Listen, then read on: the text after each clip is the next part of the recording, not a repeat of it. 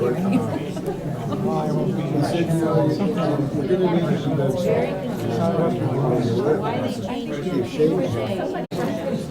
afternoon.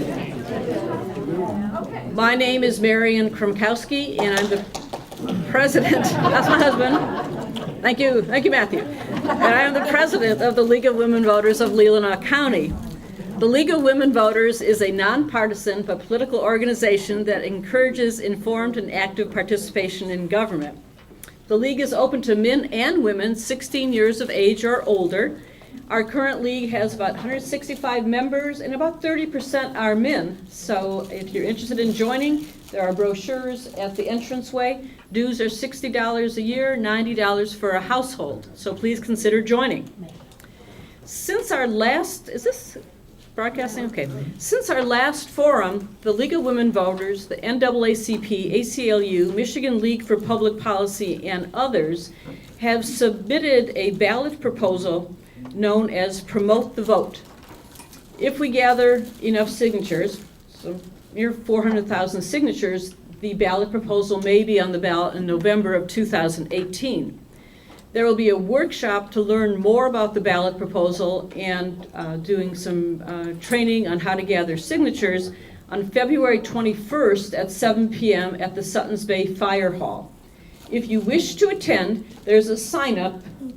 You can come without signing up, but we're just trying to get a head count so we know how many handouts to have. There's a sign-up at the front table. Promote the Vote is a proposed constitutional amendment to ensure and to make voting more accessible and convenient, to ensure that everyone's votes are secure and counted, and to ensure that everyone's vote is heard, or voice is heard. The League of Women Voters has decided to be supportive of this proposal because we believe that voting, and I'm sure as you believe, is a fundamental citizen right that must be guaranteed, and we support provisions to increase the security, convenience, and accessibility of voting. I won't go into all the things that will be contained in the proposed amendment, but there's information and handouts once again at the table.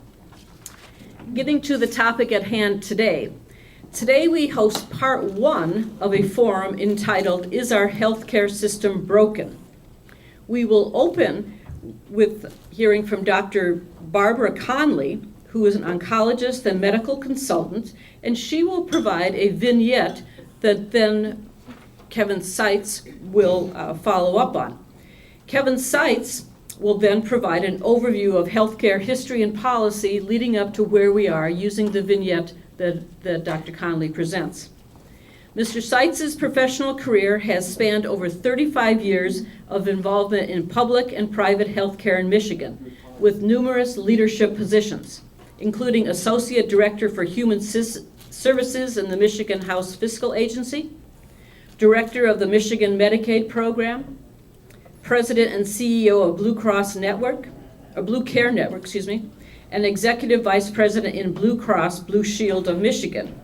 He retired from Blue Cross in 2010 and continues his involvement through Health Finance Consulting and is a lecturer at the University of Michigan School of Public Health.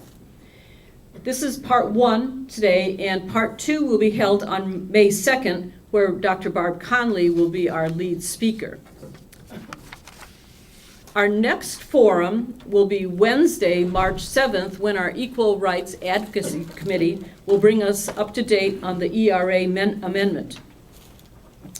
After the presentations today, there'll be question and answer. We'll run around with some microphones. We'll then take a short break, and those league members who are here are encouraged to stay for our short business meeting. If you are not a member of the league yet but would like to stay, you're welcome to stay and observe.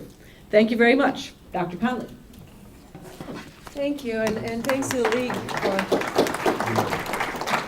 for taking on this topic. It's been a topic that I've been worried about for some decades now. Since a colleague of mine told me that when she rounded in Detroit Receiving, most of those patients could only go to hospice, the cancer patients. And you know, we are curing 50% of cancer patients. It's not working. Okay, we are curing 50% of cancer patients now. So it really is dismaying when you see a patient that should have been in medical attention and would have been cured had they been able to get medical attention or thought they'd been able to get medical attention. And one of the cases, this is a composite thing because, we don't want to talk about any particular patient, but, a young man about 30 years old comes to the clinic with his girlfriend. He's more or less estranged from his family. He'd had a melanoma resected several years ago, and he was coughing up blood. Now we suspected that the melanoma had spread somewhere, and this was the cause of the coughing up of blood, and we got an X-ray on him, and sure enough, there were metastatic lesions, but the young man did not have the funds to return for treatment. So this is where we are today, on top of stories that you get from almost all patients and family members, where people, including cancer patients, are not taking their medicine because they can't afford it. And you can't get anywhere this way if patients don't take their medicine. So I'm going to turn it over to Kevin right now, who will hopefully explain this situation. Thank you, Barb.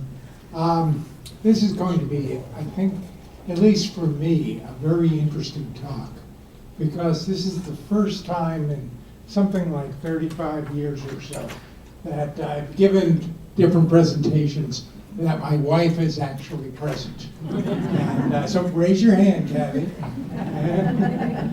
And she's been really right on top of it. She's told me, because I've worked in the health insurance industry for a number of years, and she said, don't be defensive. Don't defend the industry. Don't be defensive. So I'll do my best to not be defensive, but we'll see how it works. Okay. There's this sort of famous saying that goes something like this, that for every complex problem, there is a solution that is simple, neat, and wrong. And I think that applies very appropriately to healthcare. Because healthcare is really big, really complex, really confusing to people. And a lot of people come up with solutions that say, well, just go to single payer, or just, let the free market operate here. Problem is that it's really complex.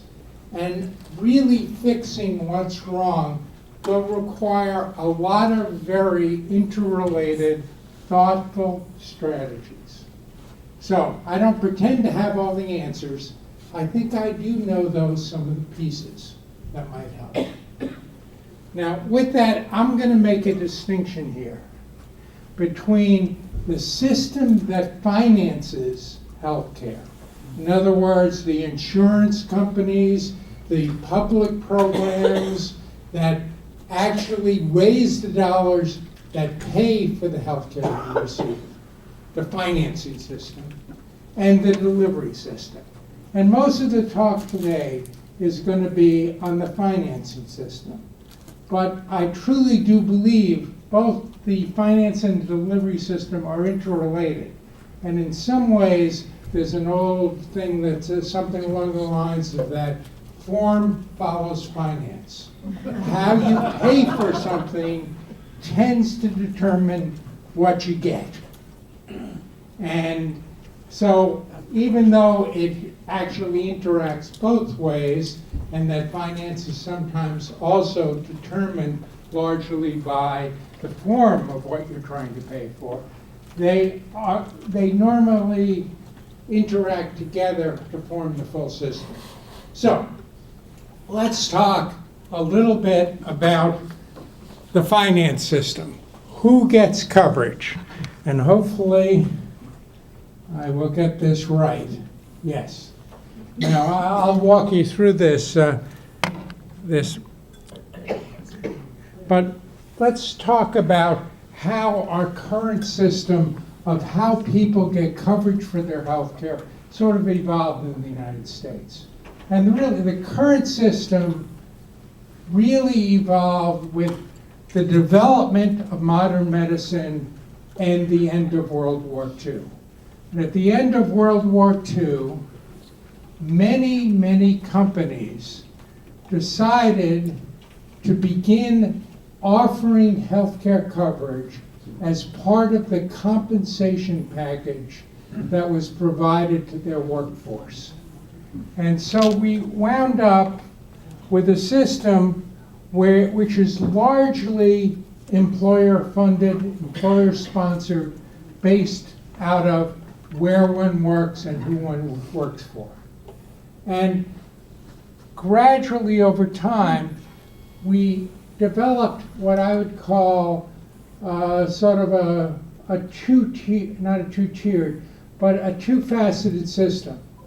One which was employer-based, which is really sort of private health insurance and private coverage.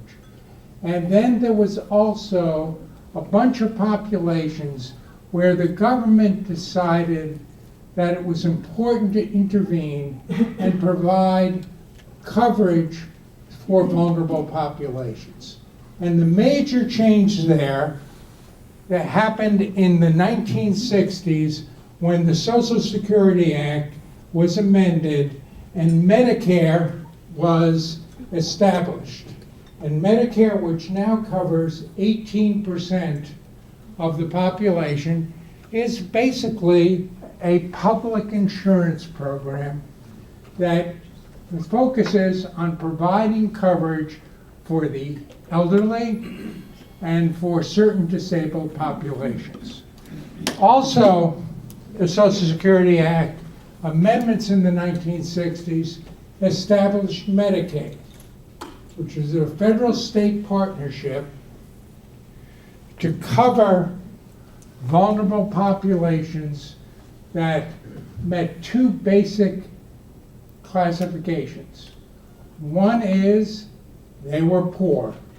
In fact, you had to be pretty much dirt poor in order to get Medicaid coverage. But it wasn't just poverty.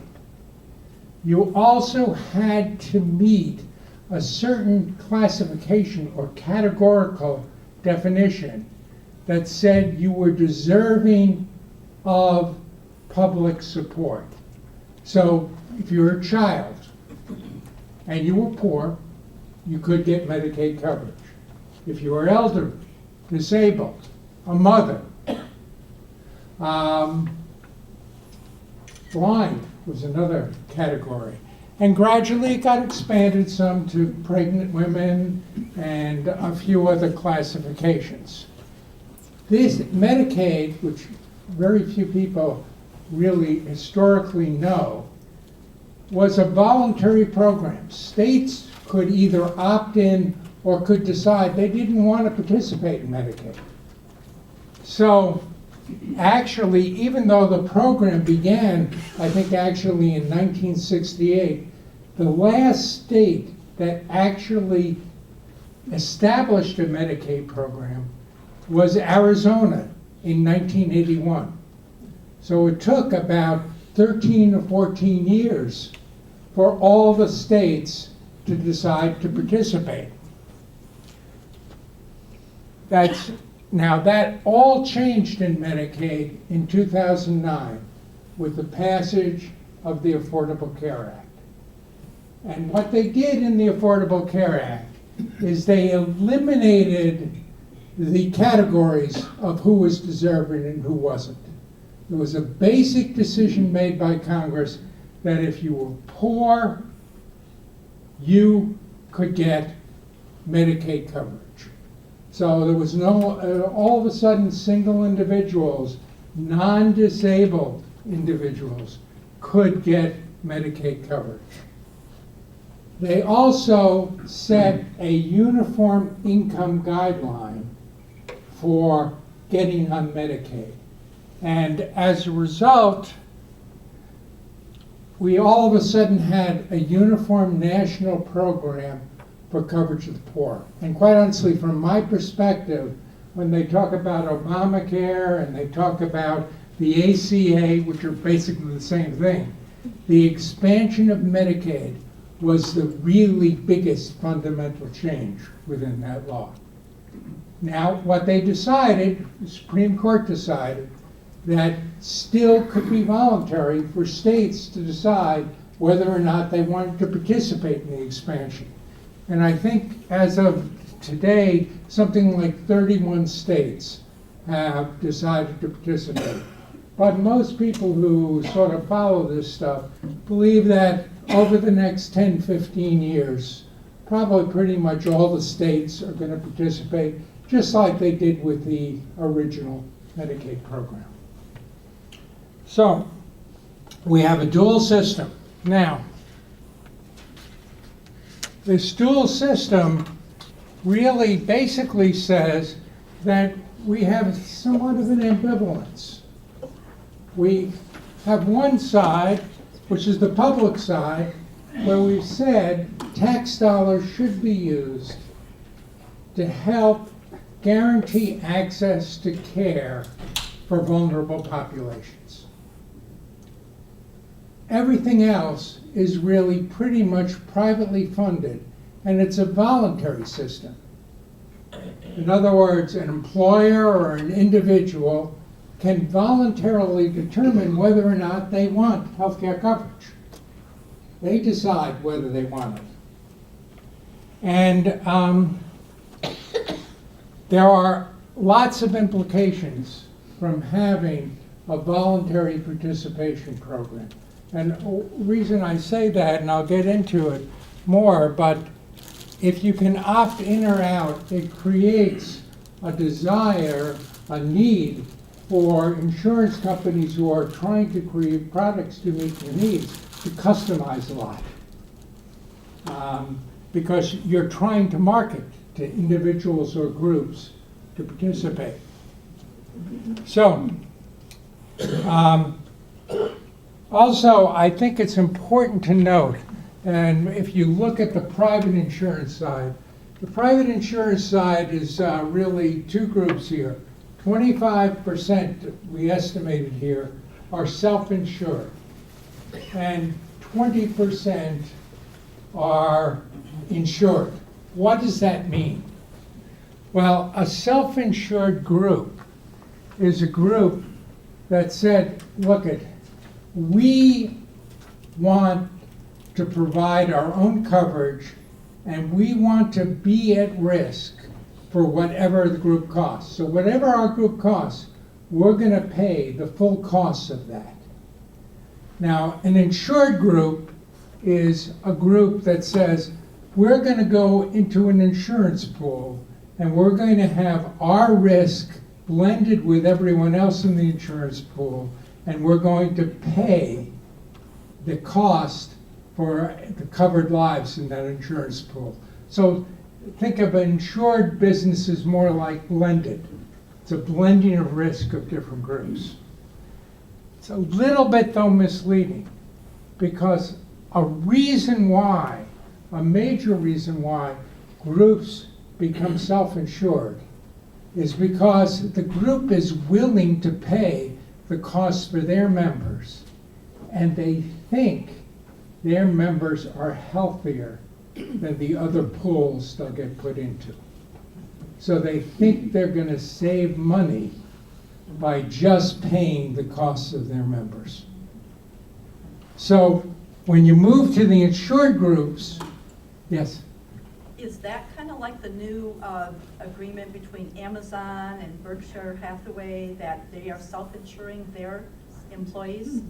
My guess is that all of those currently self-insure, and what they're talking about doing is putting together the three companies to innovate in some way yet to be really defined on how to save. So they may decide to become a big group of three, or they may decide to do some piece of the insurance puzzle to sort of work it through and create better value. Well, that insured side there is not always insured. What do I mean by that? Well, there are some groups that are what they call experience rated. And it means that an insurer looks at the experience of the group and they set an insurance rate based upon the actual experience of the group.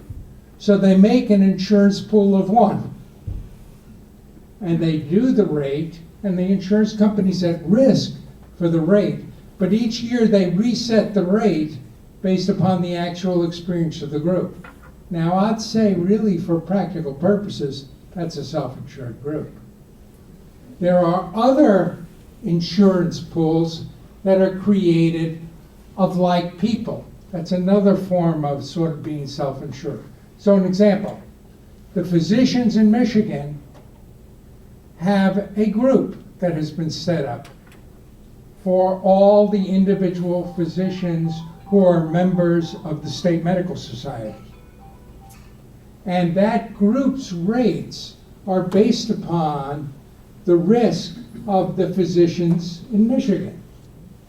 Now, I would guess that a physician and staff in a physician's office are generally healthier than the normal population. So if you're a physician's office and you join this pool, you're going to get a break on your rates because you're going to be in a healthier pool than everyone else. And the same happens for the Farm Bureau and sort of like industries. So even though we talk about being insured, there's a continual sort of search to find a risk pool that gives you the best rate. And that's in some ways how the insurance game works. So a question for the group. If you are an insurance company, what's the easiest way for you to make money as an insurance company? Deny coverage. Deny coverage? Is there a more positive way to say that? No, but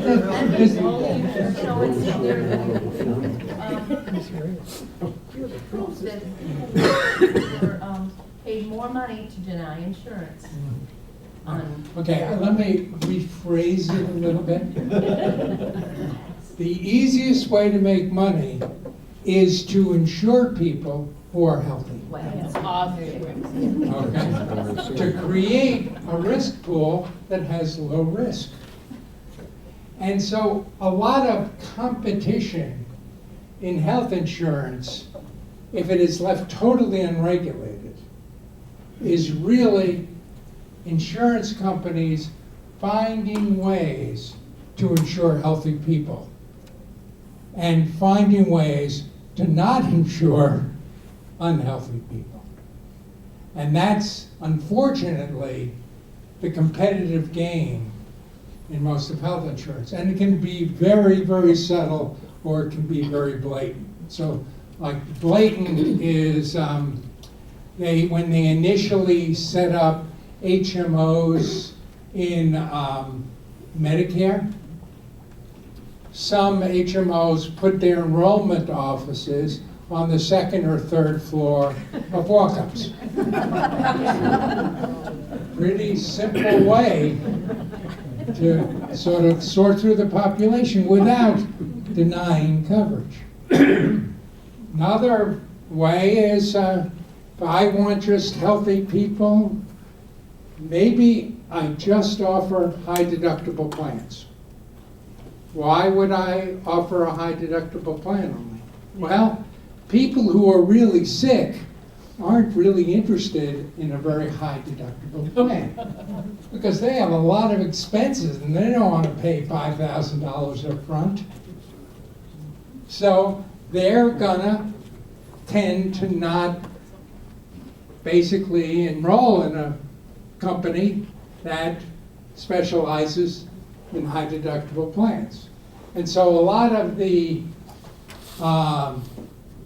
insurers that were, I would, for lack of a better term, decided not to do business post passage of the ACA were plans that totally specialized in risk selection and were experts at risk selection. Yes? Wouldn't you say there's some analogy to the auto insurance industry because there's high deductibles for safe drivers tend to do, but the government does step in and require mandatory coverage.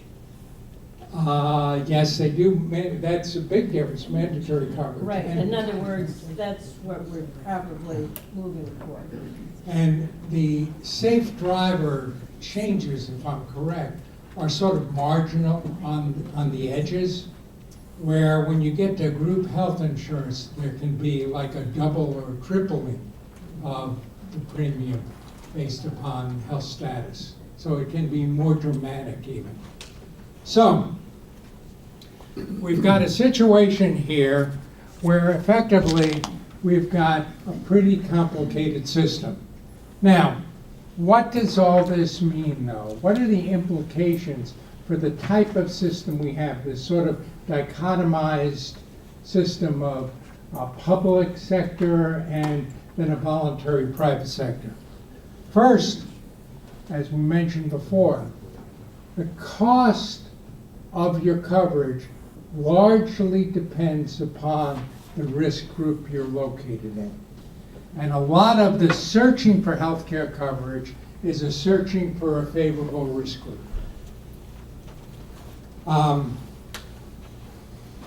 Secondly, because costs are always going up, because we're a lot of innovation in healthcare, and healthcare is just an expensive entity. It doesn't matter what country you're in, it's expensive.